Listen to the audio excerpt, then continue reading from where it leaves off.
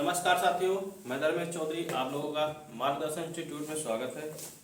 साथियों, हम पढ़ रहे थे अलंकार, ठीक है। उसके 4-5 पार्ट हो गए, ठीक है। आज जो अलंकार का आखिरी पार्ट होगा, आज अलंकार आपका समाप्त हो जाएगा। 2-3 अलंकार बचे हुए हैं और किसके हैं? अर्था के। शब्द हो गया था, अर्था चल रहा था ना, तो उसमें कुछ उभया के भी हैं, ठीक है। तो आज अलंकार हम समाप्त कर देंगे, ठीक है। आज अलंकार हम पढ़ने वाले हैं स्मरण अलंकार। स्मरण अलंकार। स्मरण का मतलब क्या होता है? हाँ, स्मरण का मतलब होता है याद करना। पर कैसे याद करना? याद तो करना होता है स्मरण का मतलब, लेकिन कैसे याद करना? क्या परिभाषा होगी स्मरण अलंकार की, बताइए।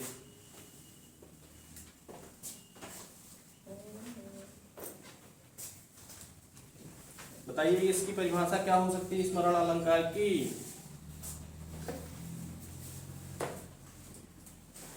पहले देखी सुनी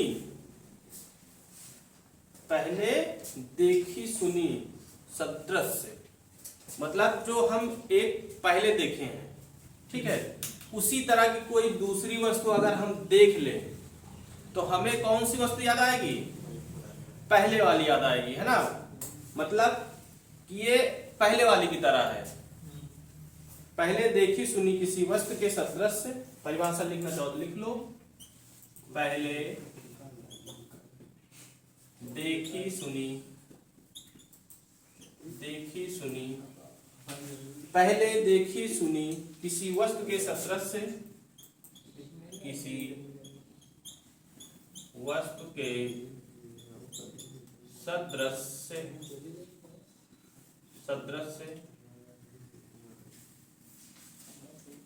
क्या हो? उससे मिलती जुलती। सदृश उससे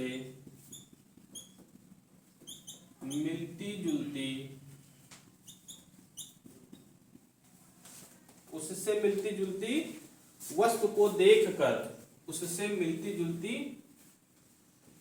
वस्तु को देखकर क्या होता है? पहले वाली वस्तु याद आ जाती है। देखकर पहले वाली वस्तु याद आ जाती है, उसे ही हम कहते हैं स्मरण अलंकार।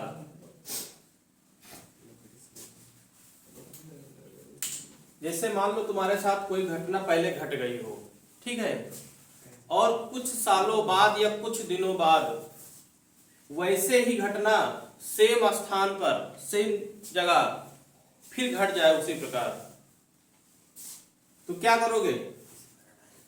स्मरण होगा तुम्हारे अंदर। कैसा स्मरण होगा?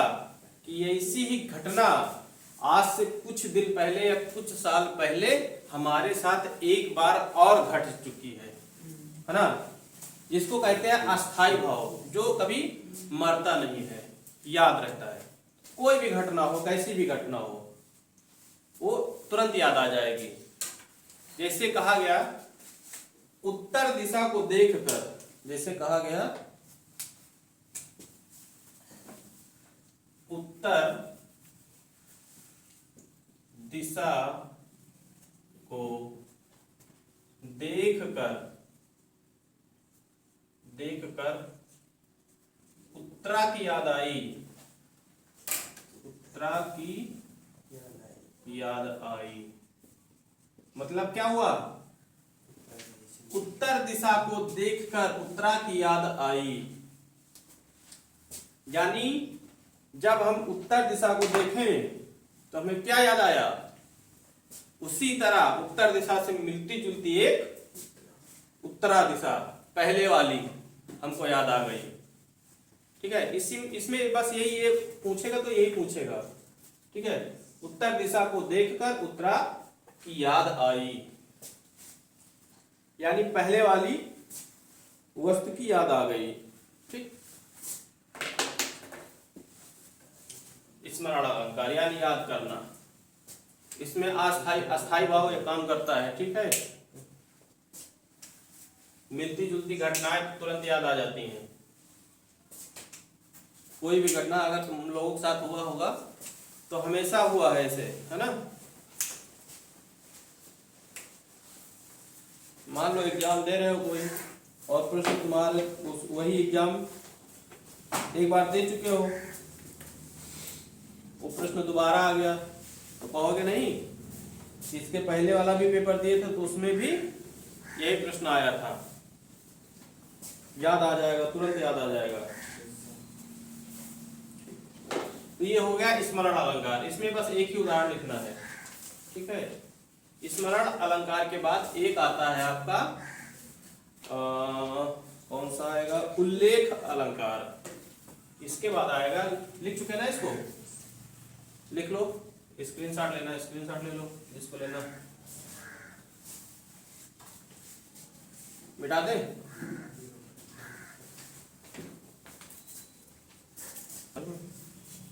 ठीक है, अगला अलंकार है हमारा उल्लेख अलंकार। उल्लेख का मतलब क्या होता है? हाँ, उल्लेख का मतलब होता है किसी का वर्णन करना। मतलब कितना वर्णन करना? तय के नहीं, विस्तार। इतना वर्णन कर दो ना विस्तार से अगला आ जाए। अगला बस करो भैया, हमारे लिए इतना वर्णन ना करो, है ना। जैसे निबंध लिख दिया जाए के ऊपर एकदम से, है ना। निबंध भी तुम्हारा नेचर बहुत अच्छा है, तुम बहुत अच्छा कार्य करा, तो दुनियादारी सब लिख दो, है ना। ये अपनी तारीफ सुन के खोपड़ी पीटे ला गए। बस करो भैया ना। इसकी परिभाषा क्या हो जाएगी? उल्लेख अलंकार। उल्लेख अलंकार की परिभाषा, जहां किसी का वर्णन अनेक रूपों में किया जाए। मतलब उसका इतना वर्णन कर दो, कई रूप में वर्णन कर दो, है ना। जहां किसी का वर्णन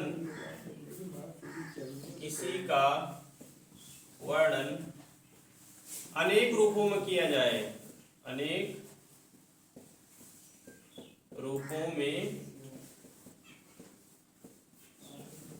किया जाए, वहां पर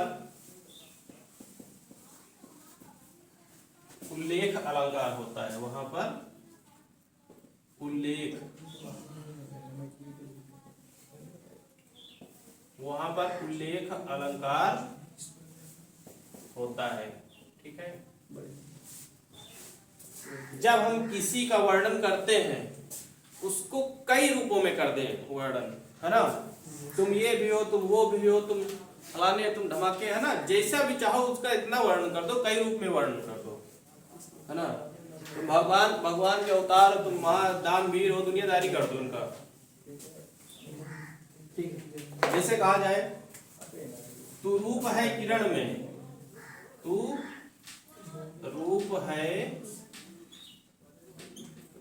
रूप है किरण में, सौंदर्य है सुमन में।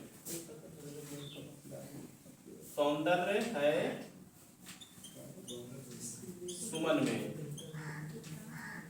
ठीक है, तू रूप है किरण में, तू सौंदर्य है सुमन में, तू प्राण है पवन में। तू प्राण है पवन में। ये उदाहरण उसमें इंटर में भी शायद है। ठीक है, विस्तार है गगन में, तू विस्तार है गगन में। देखो भाई इसको, इसमें कितना बड़ा चढ़ा के कई रूपों में वर्णन किया गया है। इसमें किसी का वर्णन किया गया है तो देखो कैसे कैसे वर्णन किया गया है। तो रूप है किरण, किरण में। ठीक है, तो रूप है किरण में, इधर में लिख दो, यहाँ पे बीच में। तो रूप है किरण में। किरण का मतलब क्या होता है? हाँ, किरण नहीं जानते हो? प्रकाश। अच्छा, और तुरूप है किरण में, सौंदर्य है सुमन में। सुमन मतलब क्या होता है?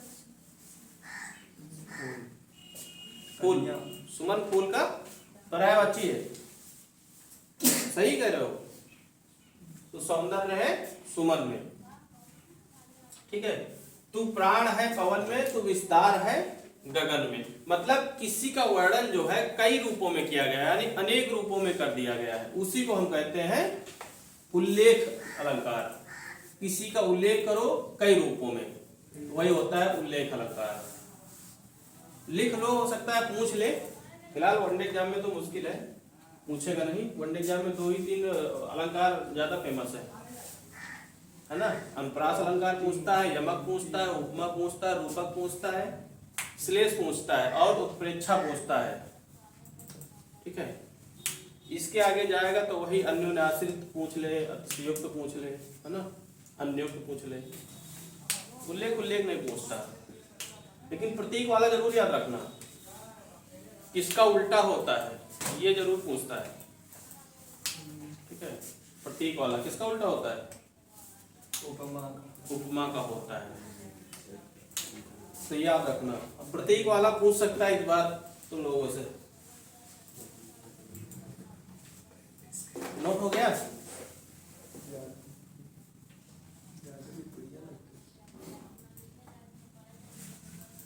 चलिए, इसके बाद उल्लेख के बाद हमारा कौन सा आता है? मानवीकरण अलंकार। इसके बाद आता है हमारा मानवीकरण अलंकार। मानवीकरण अलंकार तो सबको पता होगा।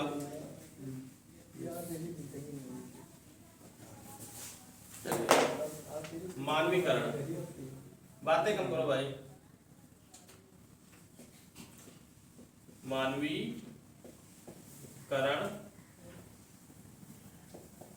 अलंकार, बताओ इसमें क्या होता है? ठीक है, इसमें क्या होता है? मानवीकरण में क्या होता है? हाँ, निर्जीव वस्तु की तुलना एक सजीव से की जाती है ना। डायरेक्ट लिख सकते हो परिभाषा, इसका लिख सकते हो, जहां निर्जीव की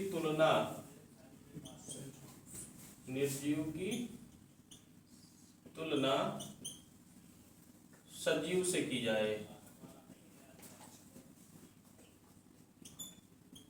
ठीक है, ये लिख सकते हो। या लिख लो, प्राकृत के उपादानों में, प्राकृतिक के उपादानों में, प्राकृत के उपादानों में जब मानव रूप की कल्पना की जाए, उपादानों में जब मानव रूप की कल्पना की जाए, मानव रूप की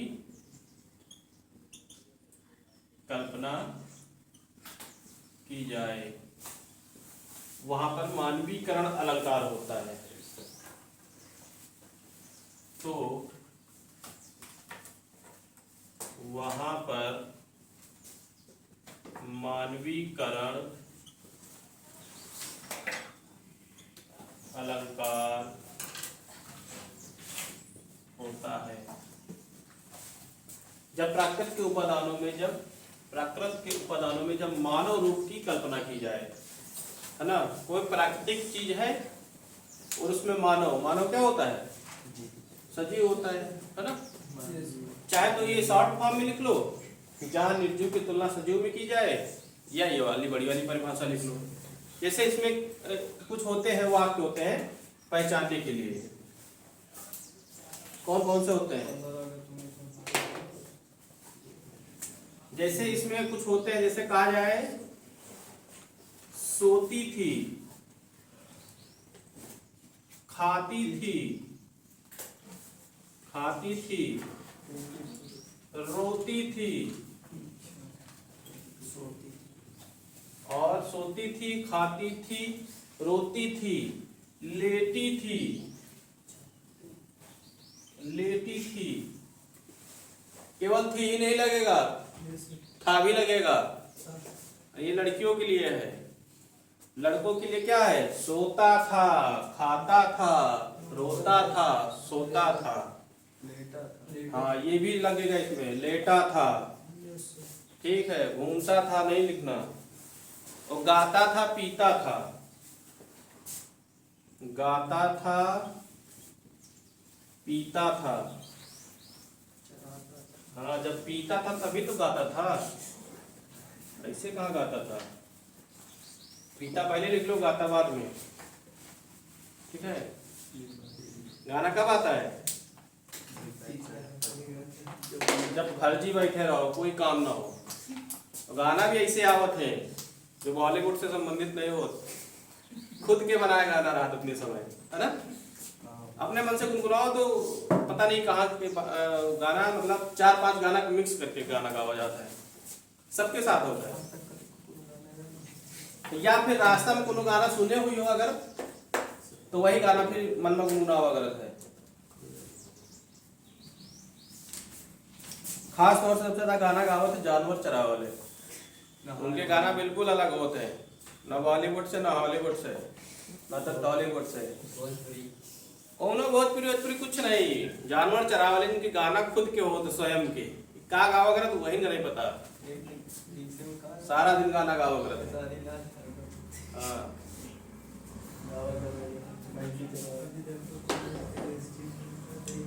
ऐसे गाना गावत है जौने से जौने गैया वैसे खुश रहे, है ना। वो काहे पगले के साथ हम आ रहे चले। एक और लिख लो इसमें, उतर रही थी। उतर रही थी, उतर रही थी या उतर रहा था। ठीक है, अब सोता था, खाता था, इसमें सोता था, खाता था, ये भी लिख लेना आगे ब्रैकेट करके। ठीक है, सोता था, खाता था, ये भी लिख लेना भाई उसमें। जैसे कहा जाए, वह लेटी थी तरु छाया में। वह लेटी थी तरु छाया में, और क्या होगा, संध्या विहार को आया मैं। संध्या विहार को आया मैं। अगर इस उदाहरण में कहा जाए कौन सा अलंकार है, कौन सा हो जाएगा? मानवीकरण। कैसे हो जाएगा मानवीकरण?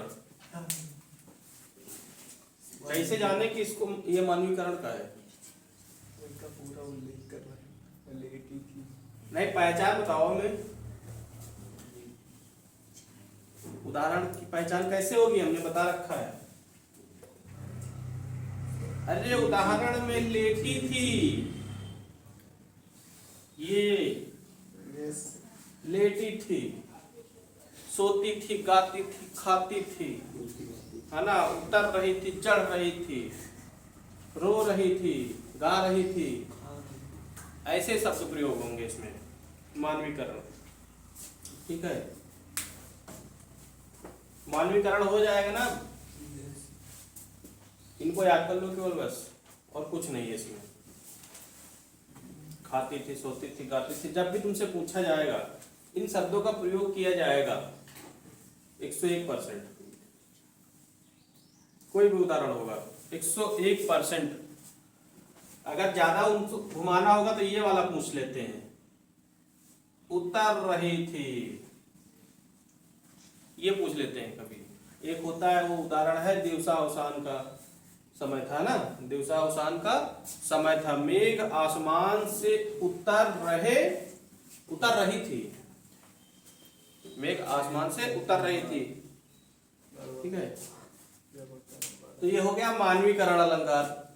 इसका भी एक उदाहरण से काम चल जाएगा तुम लोगों का। ठीक है, जब भी आएगा इन्हीं पहचान करने वाले यही सब, इतने ही शब्द होंगे उसमें। सोती थी, खाती थी, रोती थी, लेटी थी, गाता था, पीता था, उतर रही थी। ठीक है, इनको याद कर लो। और एक और है इसमें, उतर रही थी, धोती थी, धोती थी। ठीक है, ऐसे शब्द होंगे। नोट हो गया? चलो ठीक है, आगे देखते हैं। इसके बाद कौन सा अलंकार होता है?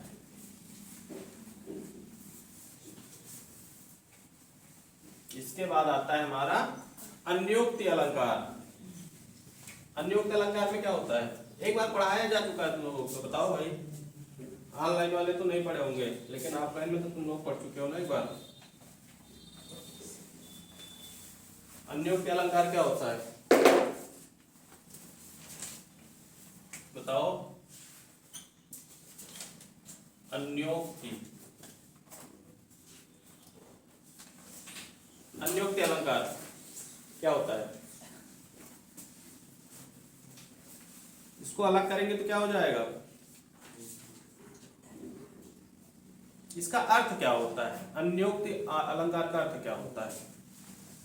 अन्योक्ति अलंकार, इसको और पास पास में लिख देते हैं।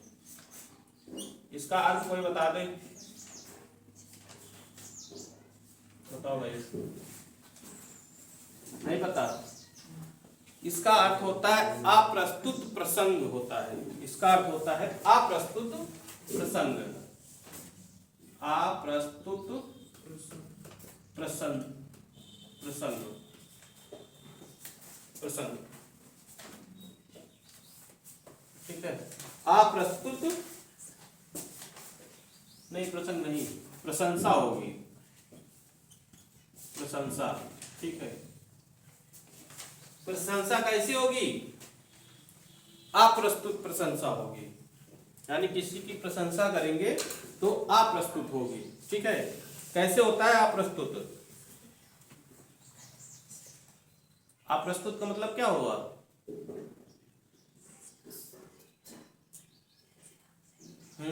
जैसे अप्रत्यक्ष रूप से चुनाव होता है ना, प्रत्यक्ष रूप से नहीं होता है। उसी तरह जब आप प्रस्तुत प्रशंसा करेंगे किसी की, मतलब किसी को हमें समझाना है। जैसे आगे ये नहीं पढ़ रहे हैं बैठ के, मान लो, ठीक है, मानते हैं, ठीक है, कि मान लो ये पढ़ नहीं रहे, ठीक है। अब इनको समझाना है, ये मान नहीं रहे, बहुत छद्दर है, ठीक है। तो कैसे समझाया जाए कि एक जगह पढ़ाई रहना है, एक लड़का रहा आगे बहुत छद्दर करत रहा, पढ़ लिखत नहीं रहा, पेपर टेस्ट, ठीक है, नंबर कम आए, तो आगे वाला समझ जाए कि हम ही कही रहे हैं, डायरेक्ट तो नहीं कही रहे हैं, लेकिन हम ही कही रहे हैं। जो को छद्दर हो वही समझिए अपने आप का, ठीक है। तुम लोगन में से है को घोर छद्दर को है यहाँ, बताओ। परिभाषा हो जाएगी, इसके अनुसार अपने बड़े, इसके अनुसार, इसके अनुसार अपने बड़े या अपने से बलवान, अपने बड़े या अपने से बलवान। जैसे मान लो हम लोगों के घर में जो बड़े होते हैं, अगर वो नशा कर रहे हैं तो क्या हम उनको डायरेक्ट कह सकते हैं कि तुम नशा ना करो? और समझाना भी है, भाई अपने से बड़ा कोई है घर में नशा कर रहा है, बहुत ही ज्यादा, हद से ज्यादा नशा कर रहा है, और उसे समझाना है। भाई लड़के बच्चे भी हैं, जिम्मेदारियां बढ़ गई, केवल दारू पी के मस्त रहते हो, गांजा पी के मस्त रहते हो। अब उसे समझाना है कि दारू छोड़ दो, ये नुकसानदेह होता है, इससे तुम्हारा परिवार खराब हो जाएगा। तो कैसे समझाओगे? उसको समझाने का तरीका क्या होगा? डायरेक्ट जाके नहीं कह सकते, कोई भैया हो, पिताजी हो, कोई भी डायरेक्ट जाओगे तो 2-3 तमाचा लगा देंगे, ठीक है। धर के नर्रे ब्लॉक खड़े हो जाइए, तो हमको समझा रहे हो, है हमसे छोटे छोट रहो, तो समझाओगे लिए क्या बताओ? एक कहानी गढ़ी जाए जो अप्रस्तुत हुई, मतलब उनसे बतावा जाए कि जो है फलाने के जो है भैया पियत रहे बहुत, भैया एक बात है, जो पड़ोसी हमारे मित्र हैं उनके भैया बहुत पियत रहे दारू, इतनी दारू पियत रहे, उनके 2-3 लड़का रहे, लेकिन दारू पियत पियत उनके जो ना है गुर्दा उर्दा दुनियादारी सब खत्म होगा, बेचारे चले गए, अब 2-3 लड़का अनाथ है। तो भैया तो समझ जाइए कि ये बता हम ही के रहा, कहीं हम ही के रहा है, पर डायरेक्ट नहीं कह रहा। तो ये चीज जो है आदमी के जब दिमाग में जाता ना तो असर करता है कि ये हमसे छोटे हैं, ये समझा हम ही करे हैं, जबकि इनके दोस्त का कोई भैया या कुछ नहीं हुआ है, वो पतो कर ले हैं जाके, लेकिन कहिए हम ही का समझाएंगे, हम ही को बताएंगे। ठीक है, यही लिए जब अपने से बड़े का, जैसे बलवान कोई व्यक्ति है उसको कैसे समझाओगे? बलवान व्यक्ति अब जैसे कहते जाओ खली का समझा दो जाके, को समझाए खली का? ऐसे पकड़ के टांग दे हैं ऊपर। ठीक है, तो समझावे का जो है तरीका वो अप्रस्तुत प्रसंग होगा, तुम्हारा बताने का तरीका अलग होगा, है ना। खाली इसके साथी का समझाओ बहुत खतरनाक होता है। या कोई गुंडा हो उसको समझाना हो कि भैया गुंडाई छोड़ दो, डायरेक्ट नहीं कह सकते ना कि भैया गुंडाई छोड़ दो, इसमें कुछ नहीं रखा है ना, इसमें तुम्हारा मर्डर भी हो सकता है, परिवार का नुकसान हो सकता है, दुनियादारी। लेकिन समझाओ कैसे? मेरा एक मित्र का भाई था, बहुत बड़ा गुंडा था, है ना, फिर वही लेके बताओगे उसको, है ना, कि मारा गया, बाद में परिवार भी अनाथ हो गया, दुनियादारी। तो बड़े को समझाना या बलवान को समझाना, अप्रस्तुत जो होता है वही तरीका है, डायरेक्ट हम नहीं कह सकते। तो इस अलंकार का भी यही काम है, अन्योक्त अलंकार का यही काम है, अपने से बड़े या अपने से बलवान या ताकतवर व्यक्ति को समझाने के लिए प्रयोग किया जाता है ना। बलवान व्यक्ति को समझाने के लिए प्रयोग करना। ठीक है, किसको समझाया गया था? राजा जय सिंह जो थे ना, बहुत खराब राजा है राजा जय सिंह, पैसा कौड़ी सब कुछ रहा है, आराम से राजपाट में दिन भर पड़े राहत रहे, खाए पिए, दारू नशा पत्ती सब कुछ करे, उनका बाहर से कोई लेना देना नहीं ना। ठीक है, लेकिन अब भाई जनता, वहां के जो मंत्री संतरी सब लोग थे और भी जो राजा के अनुयायी थे, उन्होंने कहा यार अगर राजा ऐसे ही करते रहेंगे, राजा अगर दिन भर केवल ऐसे ही करेंगे और कभी बाहर जाके नहीं देखेंगे क्या हो रहा है क्या नहीं होगा, अगर जाओ मतलब ऐसा है नशे में फुल है, राजा साहब ऐसा है यहाँ पैसा इतना भेजना है, जाओ दे दो जाके, ऐसे थोड़े दे सकते हो, जानकारी हो चाहिए। अब राजा तो नशे में फुल रहे, राजा से चाहे जो चीज कह दियो, चाहे जहाँ साइन करवा लो, चाहे जो राजपाट ले लो, तो मस्त है। तो ये मत दिक्कत ये होती रही है कि राजा तो है पर राजा दिख नहीं रहा, जो राजा 24 घंटा अंदर रहे। ठीक है, अगर मुद्दे के लिए बाहर निकलते रहे हुई नहीं तो अंदर पड़े रात, सारी व्यवस्था तो उनके अंदर होती है। तो इनका राजा जयसिंह का समझाने के लिए सब लोग भाई मंत्री का भेजा गया, जाओ समझाओ जाके। कहीं पहली बात तो खतरनाक आदमी, 24 घंटा नशे में रात, मान लो आदेशा देके फांसी लटका दो, ये करा दो करा दो। एक दूसरे के साथ ऐसा हुआ, समझाने की कोशिश करी तो राजा जयसिंह क्या करवाइन, ये मुझे समझा रहा है, इसको मार दो, इसको जेल में डाल दो, ये कर दो कर दो। तो भाई सब लोग घबरा गए हैं कि राजा जयसिंह का समझाए को, तो राजा जयसिंह का समझावे के लिए कैका पकड़ागा, बिहारी का पकड़ागा, बलि का बकरा बनावागा बिहारी का, बिहारी बुलावागा सभा में, कहीं बिहारी भैया तुम्हारी राजा को समझा सका, तो कहीं पगला गया होगा, तुम्हारे सबके बस का नहीं ना, हम तो एक कवि हैं, भाई तुरंत दार दे है काल कोठरी में, हमारे लड़का बच्चा हम तो बेकार ही जावे को सही पाली उनका। कहीं नहीं आप समझा सकते हो, डायरेक्ट नहीं समझा सकते आप, लेकिन आप प्रस्तुत तो आप प्रसंग से आप समझा सकते हैं।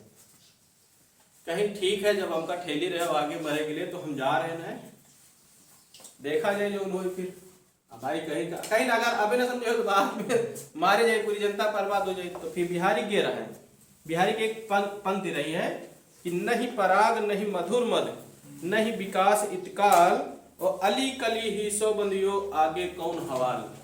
ठीक है, ये वाला जब नहीं, हाँ जब ये उदाहरण पेश करेंगे ना राजा के सामने, तो राजा कहीं इसका मतलब भाई राजन का मतलब तो अगर बता दो तो ये सब चीजें नहीं समझ में होती ना।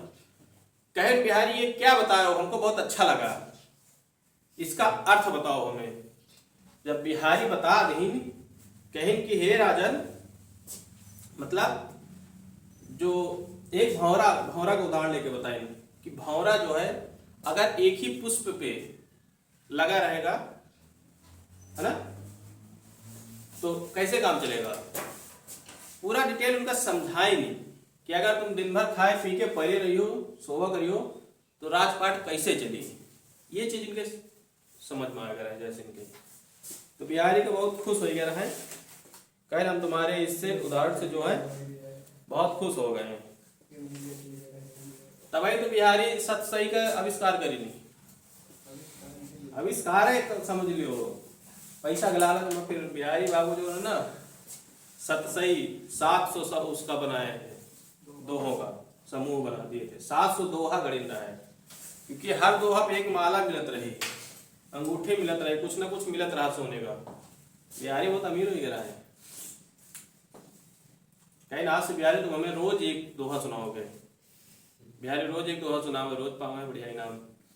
बिहारी खुश, राजा के समझ में आएगा कि बिहारी जो समझाए नहीं, ये कोहू का उदाहरण लेके नहीं बता रहे, डायरेक्ट हमें ही कह रहे हैं, पर डायरेक्ट नहीं, हिम्मत नहीं पड़ रही, डायरेक्ट हमें कह रहे। तब राजा राजपाट पे जो ये मतलब नशा पत्ती दुनियादारी अयासी अयासी सब छोड़ देंगे, फिर आ रहा वास्तविक कोई माँ एक राजा को तब लेंगे, सब कुछ छोड़ देंगे भाई। भाई शादी ब्याह कर लें, शादी ब्याह का बड़ा कितनी उम्र तुम्हारा है, आज नहीं कल तो बुढ़ावे करियो। छोड़ के गए हुए न गए हुए खुद छोड़ देना है। बहन बिहारी तो मैं आँखी खोल दो, ठीक है। लिख लो उदाहरण, नहीं पराग नहीं मधुर मत, नहीं पराग नहीं मधुर मत, मधुर मधु नहीं विकास इतकाल, मधुर मधु और नहीं विकास इतकाल, ठीक है। और अली कली ही सौ बंदियो, अली कली ही सौ बंदियो,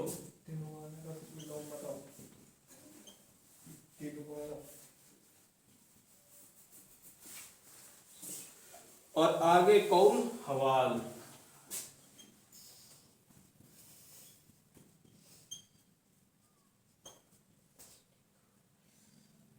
हवाल। तो इसी उदाहरण से राजा जयसिंह सुधर गए। मात्र ये एक उदाहरण बिहारी से बताए से बिहारी जब अर्थ समझाए तो राजा का में समझ गए। यही लिए जैसे अपने से बड़ा को मोहल्ला में हुआ या अपने घर में हुआ बिगड़ा हुआ है, तो उदाहरण देके समझाओ, एक दिन समझाओ, 2 दिन समझाओ, समझ जाइए, नहीं समझ जाइए। ना समझी तो तुम खुद बिगड़ जाइयो, समझाओ समझाओ, ठीक है। मान लो ऐसे आदमी के पास न जाओ कि जो कहा तुम कहा चलो यार दारू को नशा, आओ एक घुट मार के देखो तो पता चले उनकी संगत में तुम शामिल हो गए, समझाओगे हो रहा है उनका, है ना, खुद ही समझ गए हो। शराबी बहुत लेकिन बहुत तगड़ा बोलत, नशे में भले रहते हैं लेकिन बोलत बहुत तगड़ा है, उनके विचार बहुत तगड़े होते हैं। हम तो वहीं से ज्ञान ले जाता था, अमल नहीं करी लेकिन ज्ञान ले। कुछ लोग आ जाते तो फिर भी अपाय आगे दूसरे का नहीं सुनते। इसके बाद एक है हमारा असंगत, असंगत अलंकार, जिसमें कार्य का होना कहीं और होता है और कारण का होना कहीं और पाया जाता है।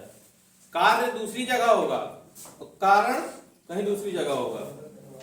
आखिरी अलंकार है तुम्हारा, इसमें भी एक ही लिख लो बस। इसका अर्थ पता है ना, नहीं पराग नहीं मधुर मत का। बिहारी ने क्या कहा था, हे राजन अभी तो रानी नई नई है, अभी तो उनकी युवा अवस्था है, युवा अवस्था आनी बाकी है। अगर आप अभी से रानी में खोए रहेंगे तो आगे क्या होगा। ये सब बातें बताई गई थी उनको, तभी तो समझ में आ गए थे जय सिंह को। बताया तो सच में ये छोड़ के चले गए। हाँ फिर कहीं ना ना ना हम जा रहे थे, चली गए तुम्हें याद मन दारू शराब नशा पत्ती नहीं, याद मन नहीं करते रहे, राजा वाजा ही यादें करे ना शौकीन रहे। शौकीन रहे। चलिए इसके बाद हमें एक आखिरी अलंकार जो है वो है असंगत, जिसमें कारण कहीं और होगा और कार्य का होना कहीं और पाया जाएगा। असंगत होता है वो, बिल्कुल ही असंगत, असंगत अलंकार।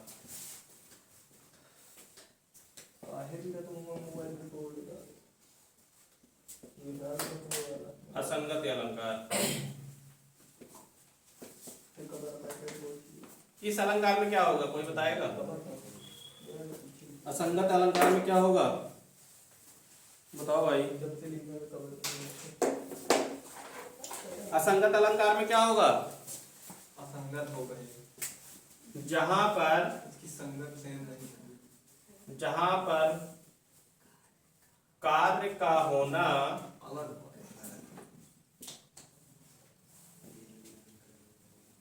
कहीं और, कार्य का होना कहीं और, कारण का होना होना कहीं और पाया जाता है, कहीं और पाया जाता है, वहां पर असंगत अलंकार होता है। ठीक है,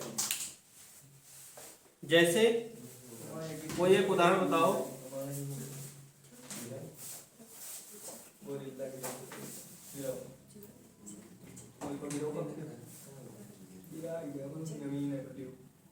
कोई उदाहरण बताओ इसका।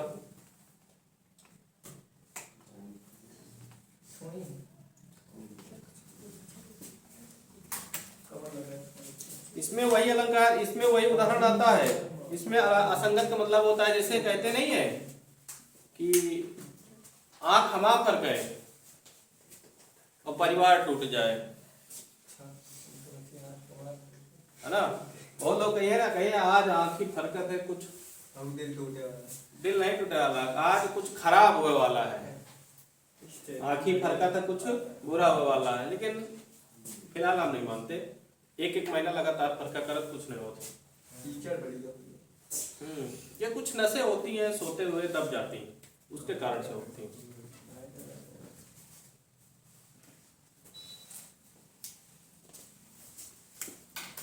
चलो एक उदाहरण लिख लो इसमें।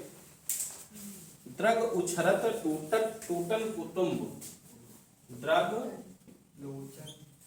उछरत और टूटन कुटुंब। कुटुंब मतलब होता है परिवार, ठीक है। और द्रग मतलब क्या होता है? आंखें, नेत्र, आंख नहीं। हाँ, नेत्र अलग है, आंख अलग है। और जुरत चतुर, जुरत चतुर चित्त प्रीत ना, चित्त प्रीति। और परत गांठ दुर्जन, परत गांठ दुर्जन ही है, दुर्जन ही है। और दई नहीं यह रीत।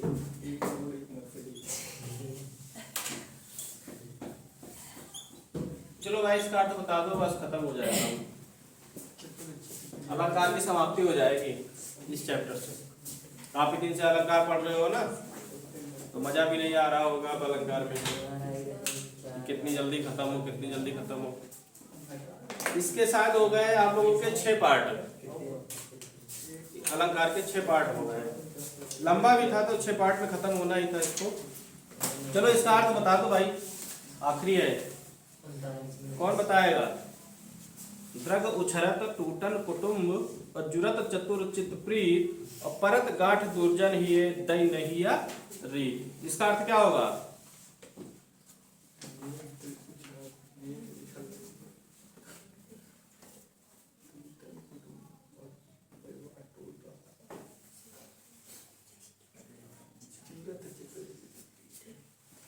बताओ भाई।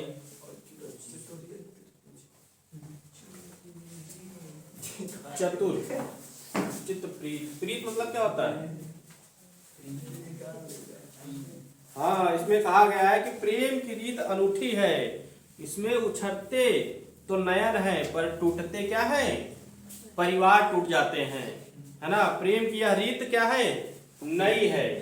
प्रेम की यह रीत नई है, इसमें चतुर प्रेमियों के चित्त तो जुड़ जाते हैं पर दुर्जन के गांठ पड़ जाते हैं।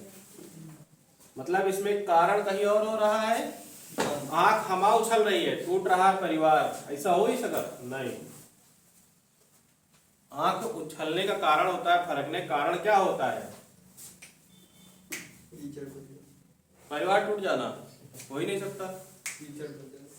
आंख फरकना एक कार्य हो गया, परिवार टूटना कारण हो गया। ठीक है, ऐसा नहीं है। जैसे खाते खाते जीभ कट जाती ना, को गाली दे सोई तब जीभ कटा, है ना। ऐसा नहीं ना, खाए समय बोलियो तो कट जावे करी।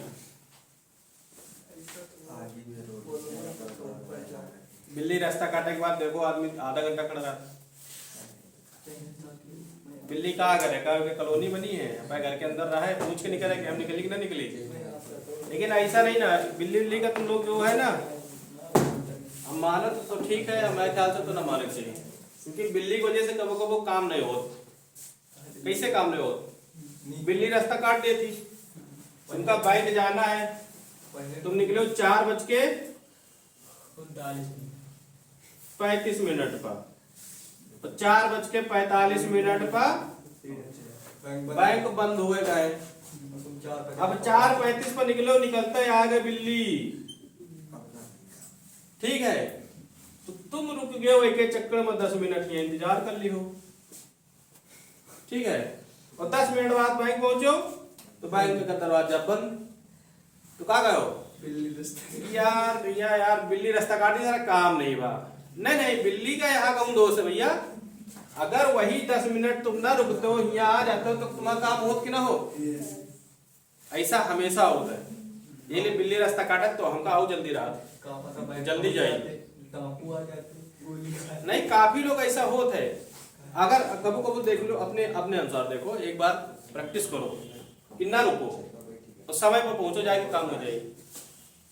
ठीक है, बिल्ली के चक्कर में 10 मिनट रुक रहे हो, डॉक्टर उठ के चले गए कि भैया 10 मिनट लेट आया है, तो मैं दोस्त का दिन जाता है बिल्ली का।